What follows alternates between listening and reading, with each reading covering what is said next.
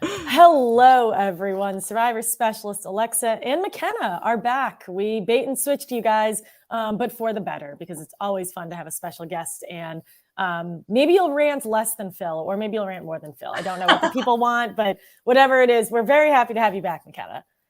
Yeah, it's good to be back on the visuals. You've been all over the audios.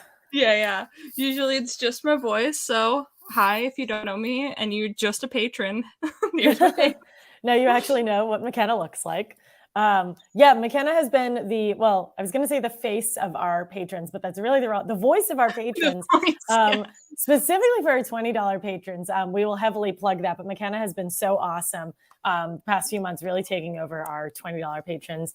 And I don't know if you've listened to our Q&A podcast, but McKenna had asked, what season should McKenna rewatch for the next group of $20 patrons? And Phil and I want, I think it was somewhere between Redemption Island or Nicaragua.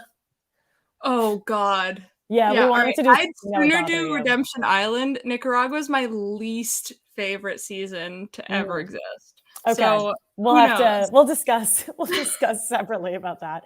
But yeah, McKenna has been a friend of the podcast for quite a while, so super excited. Phil had something come up at the last minute, and McKenna was very available, which worked out great. But I think McKenna is the perfect person to have on these predictions, because right before this, we were going through how McKenna has since predicted this season, and I really think it should come from your mouth instead of mine. All right, so I had Swati at 6 safest. I had Mariah somehow at 6 safest. And if Lydia would have gone home instead of Jenny, she was at 5.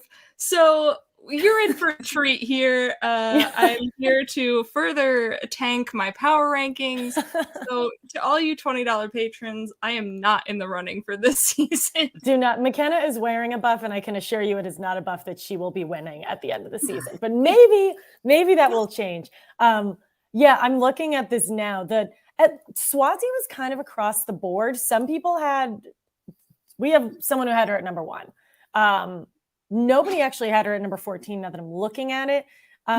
Mariah, you were like, you had her I don't know how it happened. I don't know how it happened. The next earliest is 10th place. So you really, really took it home on that one. Yeah, after that, I'm just now participating in the game for fun.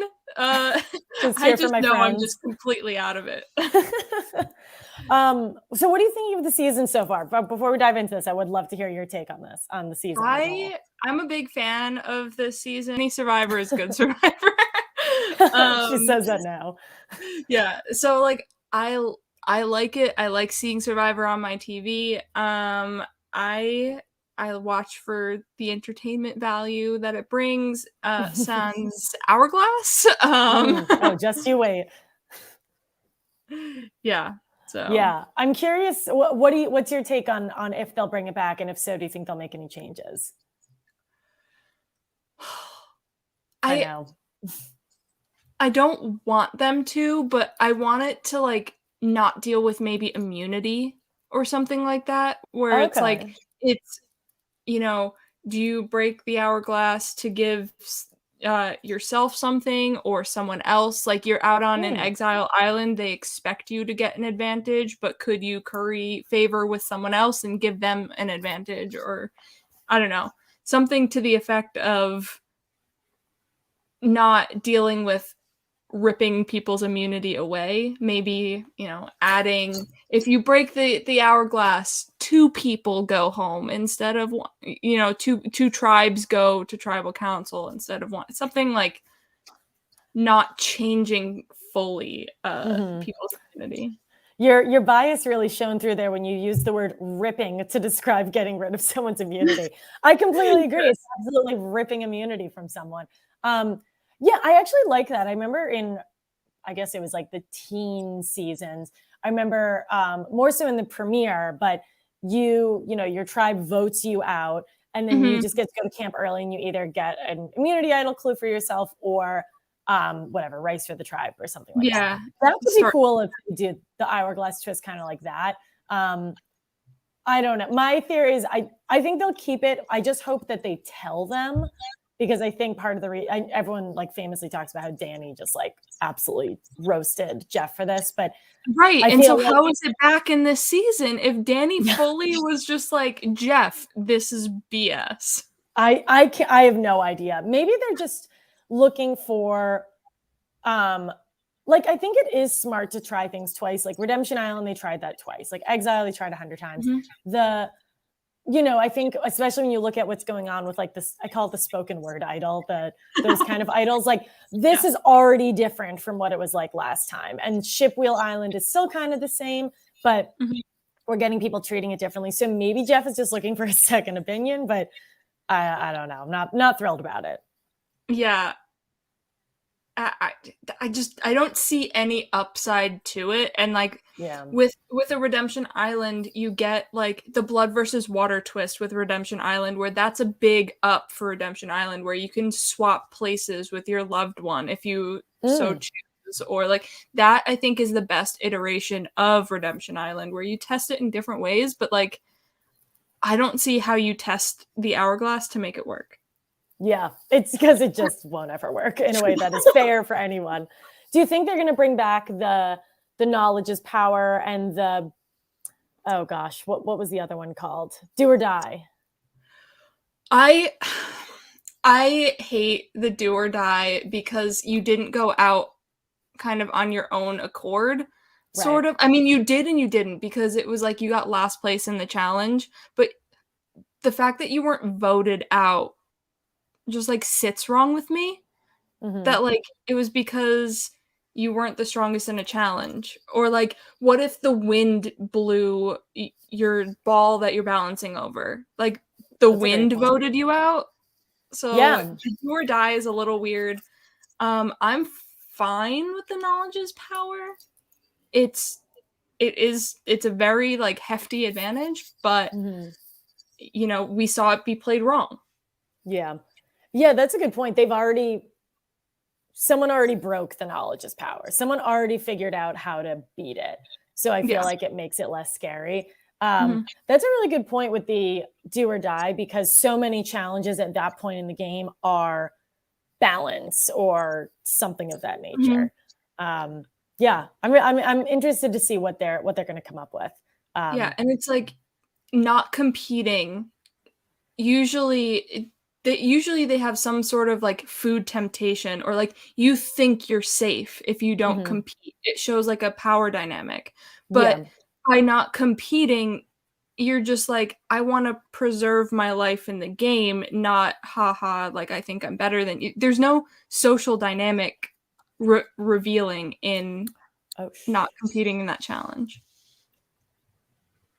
You know what? I may have accidentally tweeted something that I wasn't supposed to tweet. Ooh.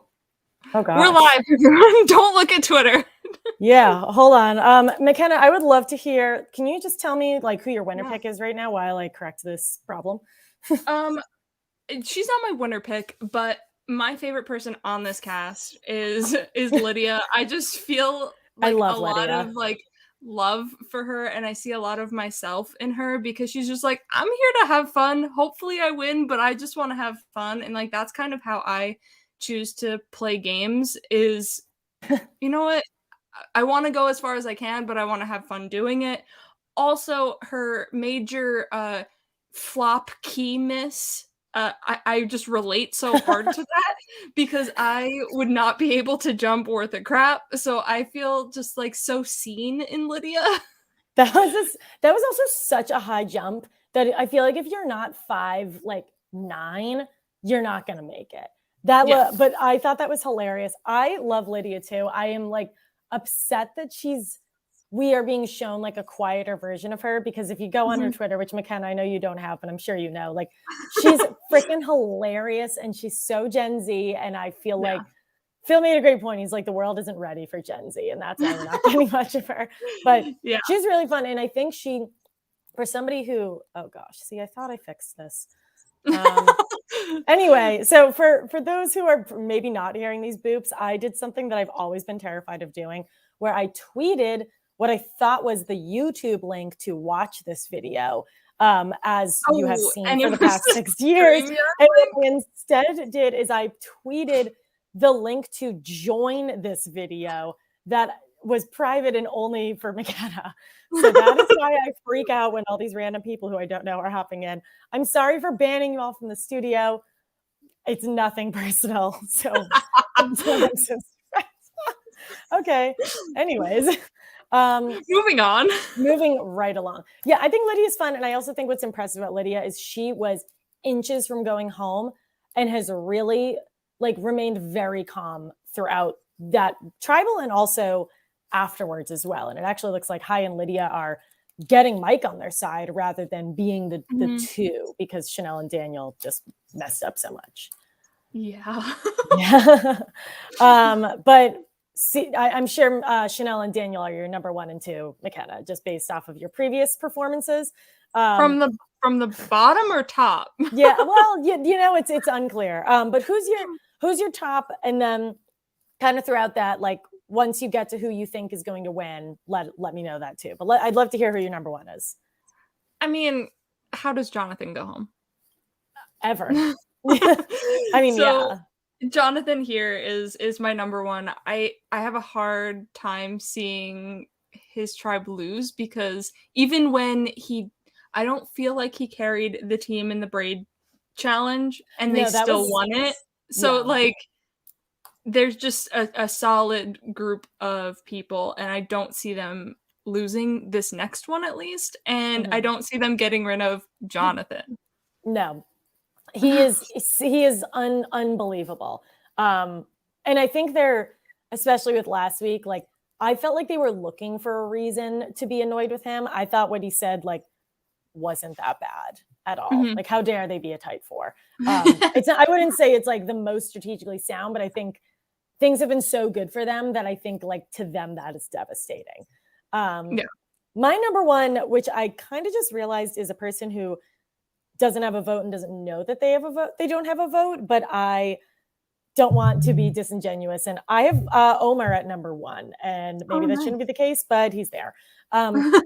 I am with you. I don't think that tribe is in trouble at all. I think that they're in a really good position. And I think, you know, we see a little hint of like Marion and Jonathan, like, I don't even know if it's a tiff, like whatever-ing. And Omar seems to be the one kind of regulating them. But I think regardless of, even if they do go to tribal council, he and Jonathan are so tight. They're the 2 like guaranteed pair on that tribe. And I think that they would probably vote for Marianne or maybe even Lindsay before turning on him or Jonathan. Well, they better not vote for Lindsay, because she's at my number 2 and my winner pick for this season. I think she's just has for the females on the tribe, she has the best challenge performance and feels more in with Jonathan and Omar. I think she's also pretty safe in the tribe. Yeah, I think she's a great challenge performer, and she like obviously gets overshadowed by Jonathan, as should every single person on Survivor. But she's really good, and there's a reason that that tribe keeps winning. Yes, Jonathan can pull a boat, but every other person on that tribe contributes as well. So I think Lindsay's in a good spot. Marianne, not as much. Oh, that poor clip of her getting dragged by the boat in the water was unbelievable. That's my ideal spot in that challenge, is the one being dragged, because then I don't have to jump and I don't have to swim. She looked so scared too. Or just confused. I don't know what it was, but there were a lot. Yeah, that was a great clip. I go a different route. I'm trying to protect myself by just like dividing up the tribes. I have Romeo at number 2. And I think even though that tribe now has 4 people, he has somehow never, ever had his name come up. And I think in like Swathi's exit press, she's just said it's been like kind of a hot mess. Like everyone was targeting each other and there was never really much cohesion or trust. And somehow Romeo is, I think, physically probably the weakest on the tribe. He's sat out twice, and yet nobody treats that as a weakness. And I think, you know, Drea is seen as the leader, so people would get rid of Drea before him. Roxroy is seen as annoying. Tori is seen as annoying. So why would they all band together and get rid of Romeo? So I think he is in an excellent position. I agree. But I think one thing you guys missed on the recap, I think, is Swathi saying Rob went out 4th in Marquesas, and he did not go out 4th in Marquesas. I feel so bad for her. I like that was, yeah. And she said Rob, apparently she meant Rob C, but that was also wrong. So yeah. I feel for her. I'm sure like the last thing she needed on the night that she got voted out was for everyone to just absolutely destroy her. But not great. Like really not great. I'm just listening to this and I'm just like, I know we didn't talk about, because my problem, I probably am also speaking for Phil. I'm always like intend to watch the last words, and then I'm too busy staring at who voted for who that I completely miss what they're saying. So I need to be better, because I feel like there have been some pretty that was a great statement made by her. Yeah, I'll text you guys at the end of every episode, be like, this is what they said. Yeah. And also Andy says this here, which I know I'd also seen on Twitter. She was also born the same night that episode 4 of Marquesas aired, which is even wilder. And it's apparently when Sarah Jones was voted out, not even wrong. Cleopatra. Yeah, Sarah Jones getting the attention that she's finally deserved. How many years? Yes, later? exactly. Also upsetting that she was born post 2000, but there's nothing we can do about that. Okay, who is your number 3? I have Hai here. I think he is very safe. That's he where has I have Hai a bunch of people rallying around him. And he stood his ground when he needed to, and everyone else collapsed. So yeah. I think Hai is strong within that tribe. Yeah, Hai really impressed me. I think like he impressed everyone with how he performed in tribal council, but also in the post-tribal like night scene, he got Mike on his side like immediately. And so I think he's in a really good position. And I think like, sure, he's probably coming off as the ringleader, but what are people going to go work with Chanel and Daniel? They can't, there's no trust there. So yeah, I'm with you. I think Hai is in an awesome spot. And I think in a game that currently is so like not about loyalty, it is really cool to see him just say, I'm not voting for Lydia. She's my ally. Not going to do it. I think it's very refreshing. Yeah. And I feel like you could just tell even if Daniel didn't say anything, that Daniel was going to be the one to cave. So if I was Hai, I would have done the same thing, because Daniel seems like so much of a gamer. So I feel like he read the room really, really well as well. So yeah, and he knew to switch his vote, and I deeply appreciate did not start a live tribal. So Hai, if you're listening, thank you on behalf of probably thousands of people. Yeah. Well, I have Omer at number 4, since we already talked about him a little bit. Okay. Let's see. Any additional comments about him? No, I think he's good. It's just, it's hard for the top people, because it's like, all right, what's really the difference between 1 and 4 right now? Totally. Not much, unless they go. Yeah, which could happen. But yeah, I think this should say so much about him that I have him at number 1, you have at number 4, and he doesn't have a vote, and he also doesn't know that he doesn't have a vote. So this could go horribly wrong, but I think he is so well situated that I don't think anyone's going to be voting for him anyway. I have Jonathan at number 4, so we kind of have like the same top-ish spot. The only reason I have him like as low as he probably has any business being is because we are getting closer to a merge, and I feel like maybe they're going to start thinking like we should get rid of him because he'll win everything. But if I was them, I also just ate 10 decent size, quote unquote, fish because of him. So I think he's totally fine, but I think like he will be in trouble quite soon. Yeah, I'm also not afraid of like the big challenge beast getting to emerge and like winning. As long as they're my ally, then it keeps the immunity constantly on our side of the fence, with everyone who we're not working with open, and we don't have that threat of like someone else winning that immunity. Like if that one person wins immunity, then we're screwed. All right, good. We have Jonathan. He'll just win the immunity. It's fine. Exactly. Yeah. And what do you think about Phil and I have talked about this, but in terms of like the challenge beast type, do you think that if Jonathan got to the end that he'd be able to win just because he is so on another planet? Or do you think people will sort of go into the same rhythm? I think it depends on he's like great in the pre-merge, but then how many tribal councils is he safe, or does he really have to work, or like what strategic backup does he have for his physical, where I think it could result in a win, but I think he needs to like flip a vote onto someone else, even if he has the immunity. Like he needs to be able to show that he can make moves and not just be the meathead winning the immunities to the end. Yeah, he needs like one other thing. Yeah. I get that. I'm with that. Who's your number 5? I've got Romeo. Oh, you already said. Oh, wow. We're in the same here. I love that. Right, this is good. This is good for me. So yeah, well, it's either good for you or bad for me. We'll find out soon. I have Lydia he's number just 5. not talked about. Romeo's just not talked about. So yeah, and considering that he sat out 2 challenges and he's on the same tribe as a personal trainer and Roxroy, who's like 9 feet tall, pretty impressive. Yeah, Lydia, I think is. I just worry for that tribe to go to tribal council, and they're just so splintered. You never know what can happen. They're very splintered, yeah. With Lydia having already a vote against her, I know she has High in her corner, and Mike's wanting to work with them, but Mike also doesn't have a vote. So what if it's, a tie or something like that? Yeah, that's a really good point. My thought with putting her up there was, I feel like in Modern Survivor, if someone is the target and they survive, everyone is so short-sighted that they'll just move on to somebody else 3 days later. But to your point, Mike still doesn't have a vote, and we have no idea when he's ever going to get it back.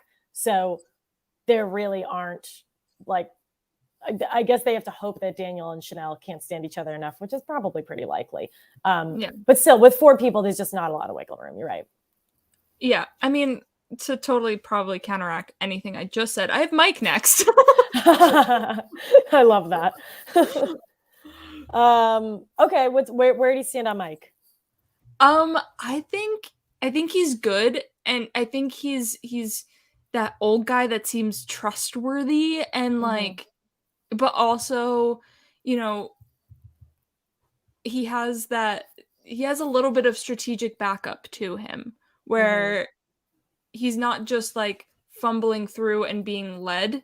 He actually has a voice and knows what he wants. Like the triangle challenge, where he was like, ooh, that's gonna probably lead on me. I don't want that. We're doing the triangles. So he has enough awareness and enough like pull to be able to maneuver in the game. Yeah, I think so too. And I think weirdly enough, the people who aren't able to vote aren't targets. And I think there's just so much drama around other people that I think he's in a good spot. For my number 6, I have Drea, which like might be a bit high, but I'm still of the camp that I feel like Tori is working on borrowed time, and I think Roxroy is working on borrowed time, and Drea is sort of that leader of the tribe. And I think Romeo genuinely trusts her, and Tori and her have like tried to work together forever. Yeah. So, and I don't see her being like, oh, I'm the leader, I'm like such a hot shot. I really don't think that she like, I think she has confidence in herself. I don't think she's cocky. Yeah. I have Lydia as my next person. Love Lydia. Big Lydia stan. So I want her in the game close as long as possible. Number 6 is an appropriate place to have her, but number 6 has also been your number 6 is my death spot. Yeah, so actually maybe not great. I think she'll be okay though. I think she's fine this week. Yeah. Number 7. Marianne? Same. Oh, I don't know if that's good or bad, but again, good for you, bad for me. Yeah. Marianne is just like that odd one out of that tribe, where I feel like she'd be just going next, but I feel like the other tribe, like, how does she lose? So that's why I have her up as high as I do. where if there was more of an even chance of the tribes winning or losing, I'd have her down a couple more spots. Yeah, I think she's pretty much directly right in the middle. She does have an extra vote, which I feel like is something that I forget about, and she probably forgets about too. But yeah, I think she's the odd one out of the 4. But I don't know, like I don't really see her and Lindsay like getting together to get out one of the guys. But I also don't think that she's like a threat at this time and like someone to prioritize getting out. Agreed. Yeah. Everyone I have from 8 to 13 are people that I think actually could go home. Everyone else, I wasn't too confident that they would go home. Gotcha. Yeah. So with that, my number 8 is Lindsay. She's the lowest person I have for that tribe, which should be impressive because she's number 8. I think that if that tribe has to go to tribal council, like Omer and Jonathan are best friends. Marion has an extra vote. That could just result in Lindsay getting like, what do we call it? Like stray bulleted out. But I really don't think that's going to happen. I don't either. Because you had Lindsay at number 2. I don't either. Drea doesn't have a vote. Tori Locker says Marion doesn't have a vote. You and I forgot. Right, because of the idol. Correct. Yeah, but she has an extra one when she can vote. Yeah, so still she can do nothing with that. That's a great point. Next is Drea for me because I feel like blue and green, have the highest chance of going to tribal council. So yeah, I have Drea here just because there's been a lot of drama with Drea. So, but I think she's, the next safest out of blue. Yeah, I think that's a good point. That's pretty much where I had her too. I next for my number 9, I go to Mike. I don't really think Mike is in trouble, but to your point, like blue and green, I feel like are just not on the same wavelength as the orange tribe. And I think Mike is earning the trust of Hai and Lydia, but I also think that Daniel and Chanel are so desperate that they would probably go to Hai and Lydia and say, tell me who to vote for. I'll do anything.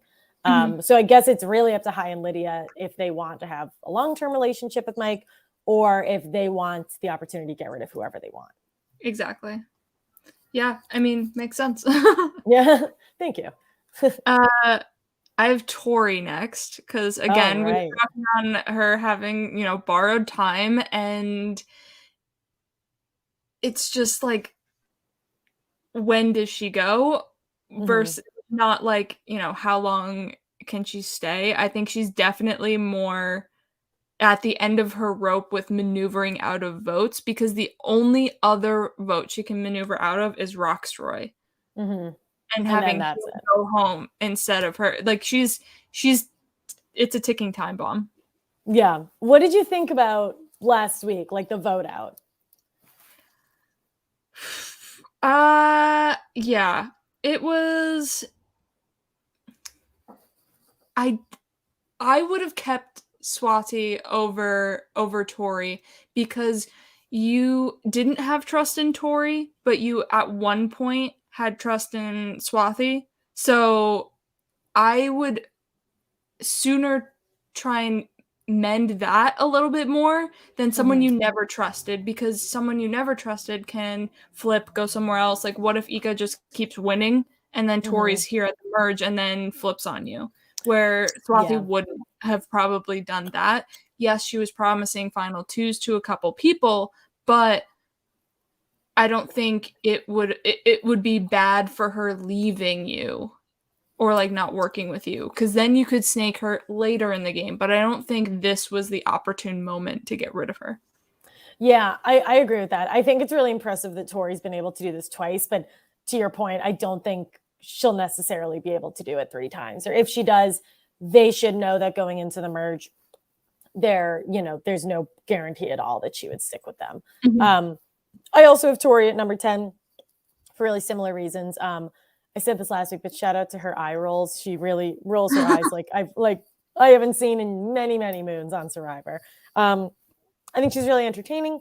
I think she's really good at digging herself out, but I don't really know, especially because she and Drea have had a little like wanted to work together, didn't want to work together, didn't. I don't really know if like Drea would be willing to trade that for like the stability that they have with Roxroy.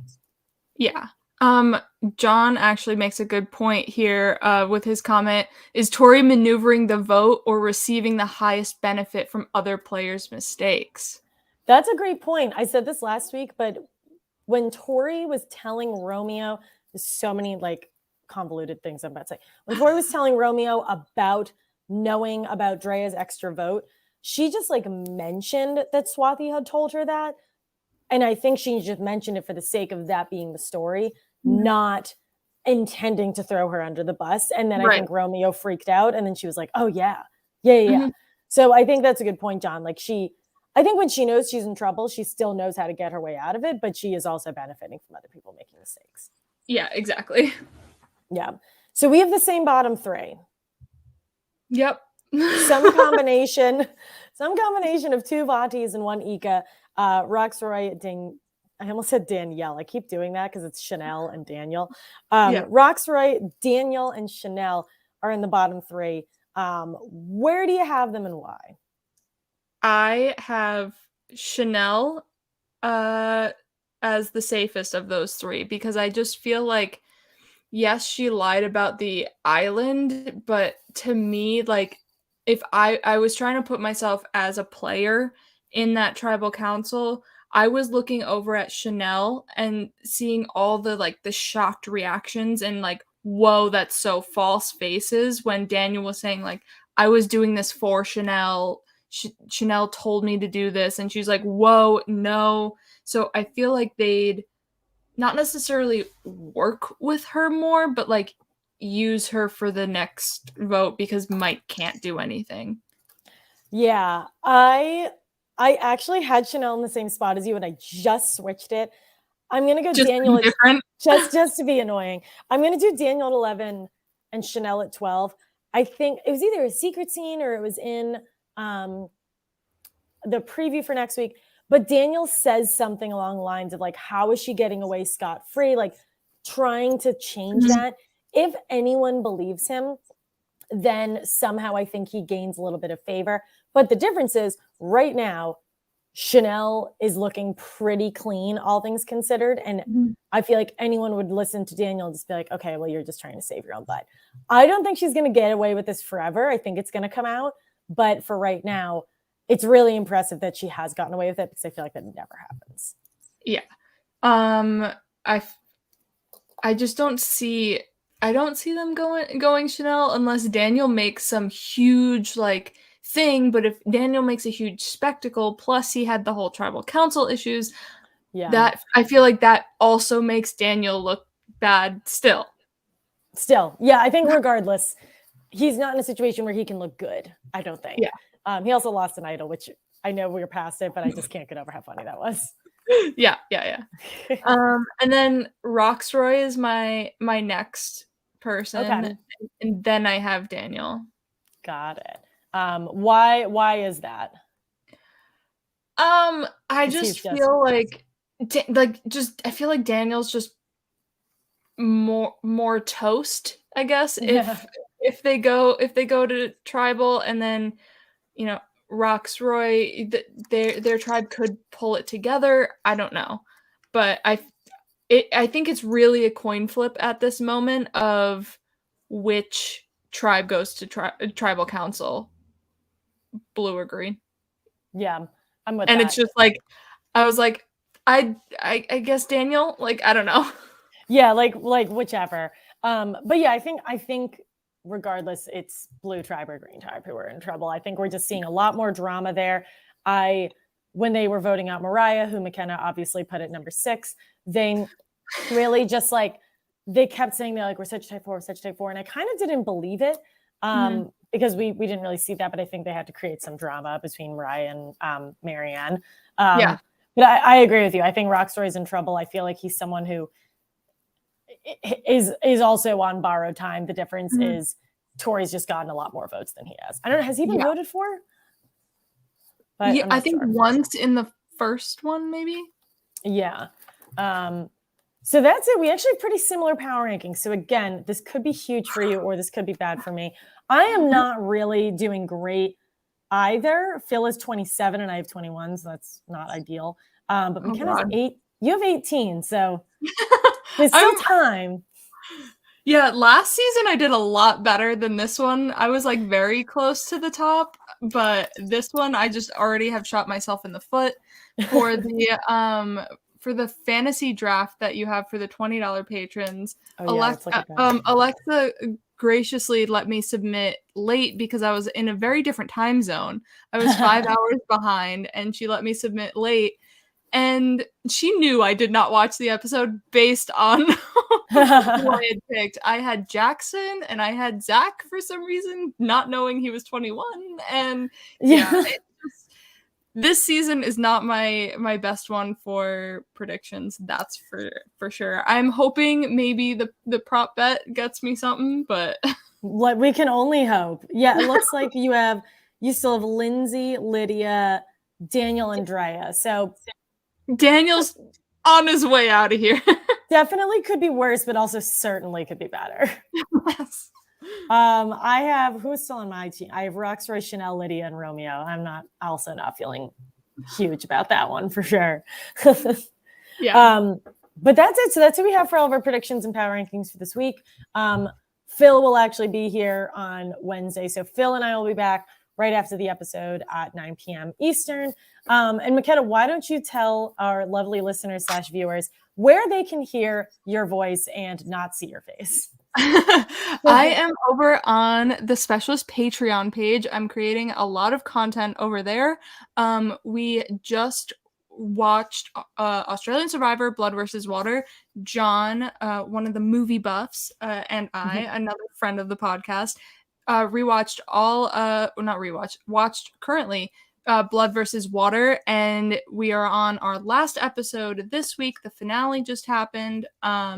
And then we did a rewatch of Pearl Islands, which we have to also do the finale of that. And then we're going to move on to Vanuatu until we get to the bad seasons that they want me to cover. But we will move on to Vanuatu after that. And then we have 2 new podcasts coming at you. I don't know what Patreon tier they're at because Phil hasn't told me which one, but I am doing some 42 coverage for you guys to kind of spite Phil with him saying nobody likes the challenges. I love watching the challenges, so I'm doing a challenge breakdown of... Oh, I love this. Yeah, so it's just talking about how, like, tips and tricks maybe to best accomplish the challenge, not recapping what happened in the challenge, but just, like, maybe how to complete a puzzle the best, or, not, Jonathan just, like, sweep this challenge. Okay, the end. And then our final new podcast is going to be random player profiles. So if you listen to Phil's top 100, he just went through his top 100 and talked about that player. We're going to do it for, like, the randoms of the world. Oh, McKenna, this is so up your alley. That's your favorite. Yeah. So I love just talking about random players. Like, we were talking about Cleopatra from Marquesa. Like, we're going to describe her game and where is she now. So 2 parts to it of you get to know what she actually did or did not in the game, and then the where are they now if they have anything going on that we can deep dive. I forgot. Yeah, back when McKenna and I were did a series together, for those of you who are around during the COVID age. I forget even who it was, but you were like, Tammy Leitner from Marquesa. You literally knew what I was saying before I even knew what I was saying. So tons of stuff here. McKenna's living really your best life, being able to talk about people that no one else cares about. They just give me a platform and I just make podcasts. Yes, which is mutually beneficial for everyone, but especially for you all listeners. So become a patron at patreon.com/SurvivorSpecialist, or if you already are one, definitely up to 10 or 20, because McKenna's putting out like more content than we are. So really, really take advantage of all of this. And for those of you who are $20 patrons, don't forget to email us your predictions for this week, either base them off of mine and McKenna's, or don't. Who Don't. knows? Definitely don't. And yeah, we'll be back on Wednesday night. Again, McKenna, thank you for coming on such short notice. We deeply appreciate it. And we'll see y'all soon. Bye. Bye.